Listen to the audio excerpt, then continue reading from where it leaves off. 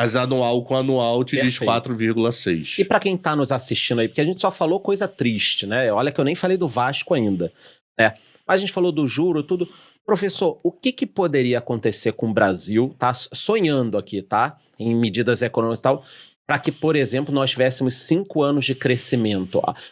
Vamos supor que entrou um governo, tá? O que poderia ser feito de concreto? Tudo bem, não adianta falar nada, tal, mas assim, o que poderia ser feito de algumas medidas que destravassem o crescimento do Brasil? Porque quem está nos assistindo aí tem 20, 30 anos... Uma reforma, alguma coisa assim, você tá falando? O Brasil é o país do futuro sempre. O que poderia ser feito em termos econômicos, tá? Sem a gente falar de lei e tal, para que destravasse um pouco o Brasil, para ele começar a crescer, sair desse 1, 2%. Eu acho que o Brasil nunca vai ser Suíça e nunca vai ser Venezuela. Quando ele tá caminhando para primeiro mundo, os políticos vão lá e gastam até o inferno, daqui 2, 3 anos a gente tem problema.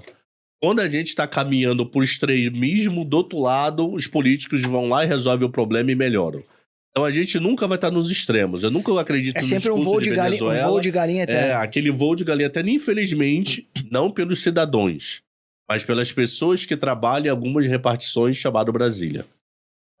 Incluindo 513 de um lado e 81 do outro. O que poderia ser feito? O mundo perfeito, para mim, a primeira coisa que eu acho que deveria ser feita no mundo ideal é uma reforma tributária bem feita. Para simplificar ou para diminuir. Para diminuir. Para as duas coisas. Simplificar, se possível, diminuir.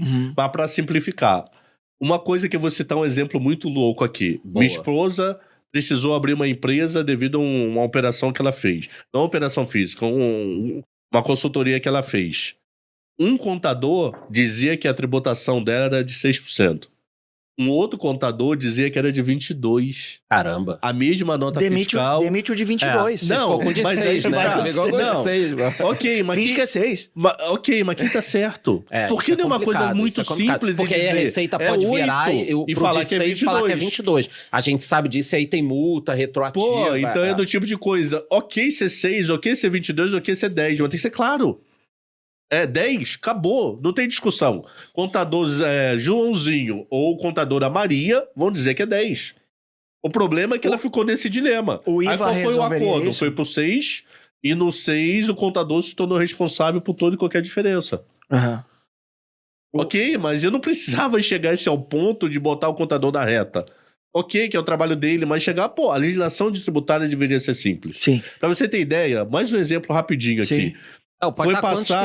Foi passado agora, tem... 1.100 pessoas. Respondam a enquete aí, nos comentários. E quem não der like também vai cair o dedo. Foi passado agora no Congresso, deve ter aproximadamente 2 meses, uma legislação sobre mudança de impostos para combustível. Ok. Fechado? Fechado. São Paulo aumentou o preço do combustível. Porque a tributação em São Paulo já era menor do que da lei. Aí Henrique Meirelles fez uma consulta e a consulta recomendou ele seguir a lei. Porque se ele não cumprisse a lei, ele poderia ter intervenção nas finanças do Estado, que ele não estava cumprindo uma lei federal que transformava o combustível dele mais caro do que era antes da lei. É surreal isso, Cara, maluco. que bizarro, não sabia. São 8 estados. Distrito Federal e mais 7 estados tiveram que aumentar o combustível, porque senão eles poderiam ser penalizados por não cumprir uma regra.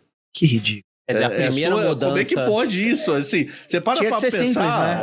Como é que... Vamos facilitar a vida de todo mundo? Vamos. O objetivo da lei é pra todo mundo ficar com combustível mais barato. Fechou? O maior estado do Brasil subiu.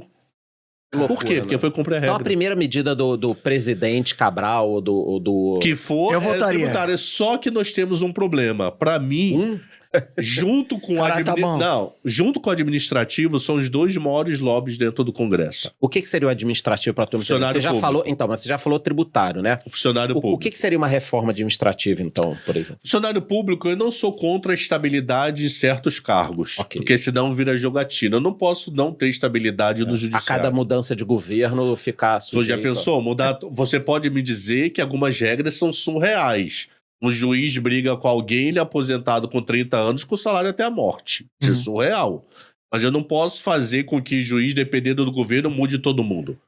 Então, alguns cargos têm que ter garantia. Uma estabilidade. Mas tem que ter uma estabilidade, mas tem que ter regras para facilitar mais a punição. E não a punição virar uma coisa boa. Ah, você surtou, bateu na empregada, que nem teve uma juíza no Rio que arrumou uma confusão do caramba, a mulher de 50 anos se aposentou. 50 anos. 50 anos. Ela fez merda e deu certo, é isso? É.